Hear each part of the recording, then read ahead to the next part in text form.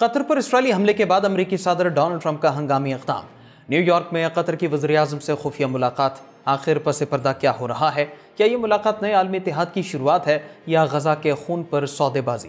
Israel के हमले ने मशरक़ वस्ता को दहला दिया है। आखिर आने वाला वक्त हमें किस तरफ ले जा रहा है? क्या ये अमन की डील है या धोखे का नया खेल? आप देख रहे हैं 92 डिजिटल। मैं हूँ सामा गयूर अख्तर। व्यूअर्स, कतर पर इसराइल के हमले के बाद अमेरिका के सदर डोनाल्ड ट्रंप ने कतर के वज़ीर-ए-आज़म से न्यूयॉर्क में मुलाकात की। सदर ट्रंप और कतरी वज़ीर-ए-आज़म शेख मोहम्मद बिन अब्दुर्रहमान अल-सानी के माबैन मुलाकात में मशरक़ वस्ता के लिए अमेरिकी सफ़ीर स्टीव विटकॉफ भी शरीक थे। न्यूयॉर्क में अमेरिकी सदर के साथ इशाइये से कबल कतरी वज़ीर-ए-आज़म ने व्हाइट हाउस में अमेरिका के नायब सदर जेडी वेंस और सेक्रेटरी ख़ारजा मार्को रूबियो से भी तफसीली मुलाकात की है।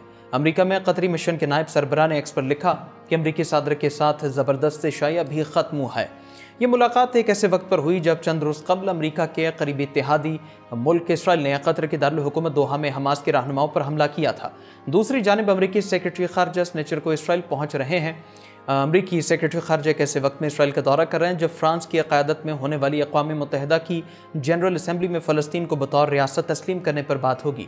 कतर की वज़ारत ख़ारजा ने अपने बयान में कहा कि अमरीकी हुकाम से मुलाकात में ख़ित्ते की सूरत हाल के तनाज़ुर में अमरीका और कतर के माबैन गहरे स्ट्रेटेजिक ताल्लुकात को वसअत देने पर गौर किया गया। वज़ारत ख़ारजा के बयान के मुताबिक कतर की वज़ीर-ए-आज़म ने कहा कि इसराइल के जारहाना हमले को देखते हुए कतर अपनी सिक्योरिटी और ख़ुद मुख्तारी के लिए हर मुमकिन कदम उठाएगा। बयान के मुताबिक अमरीका ने अमन के क़याम और सालिसी के लिए कतर की काविशों का एतराफ़ करते हुए इस बात पर जोर दिया कि कतर ख़ित्ते में अमरीका का करीबी इत्तेहादी है। हमास का कहना है मंगल को दोहा में इसराइली हमले में उनके रहनुमा खलील हय्या महफूज रहे। एक मुख्तसर बयान में मुसल्लह तंजीम की जानिब से कहा गया कि डॉक्टर खलील हय्या ने दोहा में कातलाना हमले में हलाक होने वाले अपने बेटे और दीगर अफराद की आखिरी रसूमात अदा की हैं।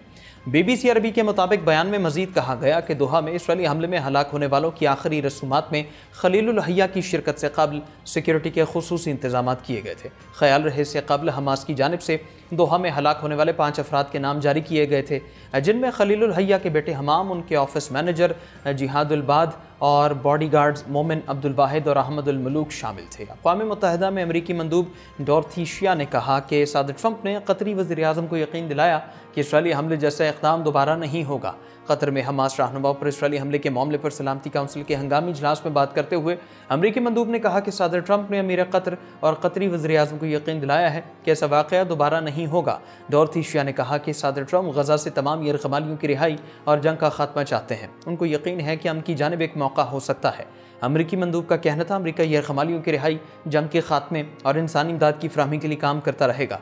दूसरी जानिब बरतानवी मंदूब ने खिताब में कहा कि बरतानिया कतर के साथ गैर मुतज़लज़ल हिमायत का इजहार और दोहा पर इसराइली हमले की मजम्मत करता है। यह हमला कतर की इलाक़ाई खुद मुख्तारी और सलामती की खिलाफ वर्जी है। उन्होंने कहा कि कतर पर हमला इलाक़ाई कशीदगी में इजाफे और जंग बंदी मुज़ाकरात के लिए ख़तरा है। कतर, अमरीका और मिस्र गजा की जंग बंदी कोशिशों की हिमायत करते हैं। बरतानवी मंदूब ने कहा कि हमास तमाम यरग़मालियों को रिहा और सीज़ फायर डील पर फौरी दस्तखत करे। हमास गैर मुसल्लह हो, गजा के मुस्तक़बिल में हमास कोई किरदार अदा नहीं कर सकती, जबकि इसराइली हुकूमत का गजा में तौसी ऑपरेशन का फैसला भी गलत है। इसराइल को चाहिए कि ऑपरेशन पर फौरी तौर पर नज़रसानी करे। उधर गैर मुल्की खबर एजेंसी के मुताबिक मुत्तहिदा अरब अमारात ने इसराइली सफ़ीर को तलब कर लिया, ताहम इस हवाले से UAE और इसराइली वज़ारत ख़ारजा का फौरी तौर पर कोई तबसरा सामने नहीं आया। इसराइल 9 सितंबर को कतर के दारुल हुकूमत दोहा पर फ़ज़ाई हमला करके फ़लस्तीनी मुज़ाहमती तंजीम हमास की मरकज़ी क़यादत को निशाना बनाया था, ताहम हमास की मरकज़ी क़यादत इस हमले में महफूज रही थी। बरतानिया, फ्रांस और जर्मनी ने कतर के दारुल हुकूमत दोहा पर इसराइली हमले की शदीद मज़म्मत कर दी है। गैर मुल्की ख़बरसां इदारे के मुताबिक दोहा पर इसराइली हमले की मज़म्मत करते हुए यूरोपीय वज़ीर ख़ारजा ने कहा कि हमला कतर की खुद मुख्तारी की संगीन खिलाफ वर्जी है।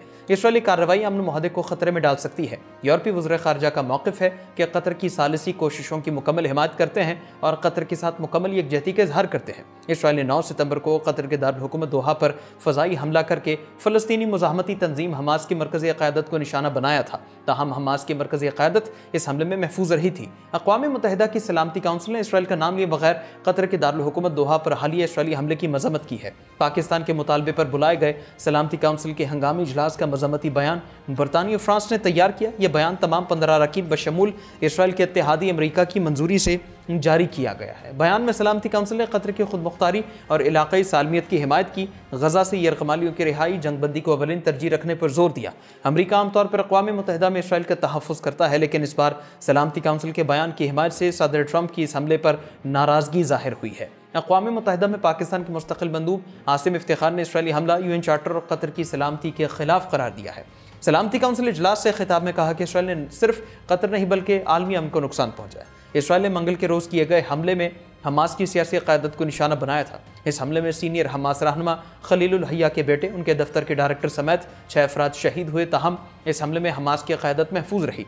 दोहा पर इसराइली हमले के बाद अमरीका ने इस पर नाराज़गी का इजहार करते हुए इक़दाम को यकतरफ़ा करार दिया है। कतर के वज़ीर-ए-आज़म मोहम्मद बिन अब्दुर्रहमान सानी ने दोहा पर इसराइली हमला सिफारतकारी की तौहीन, अमन की कोशिशों को नुकसान पहुँचाने की कोशिश करार दिया है। उनका कहना था इसराइल ने दोहा पर हमला करके सिफारतकारी की तौहीन की है और इसराइल हमास रहनुमाओं पर हमला करके गजा में जंग खत्म करने की कोशिशों को नाकाम बनाना चाहता है।